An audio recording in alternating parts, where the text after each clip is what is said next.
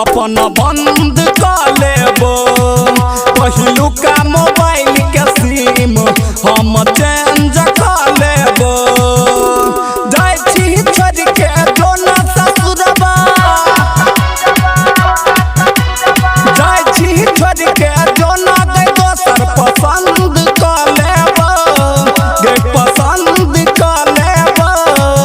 पहिलुका मोबाइल के नंबर हम बंद कर लेबो पहिलुका मोबाइल के सिम हम चेंज कर लेबो।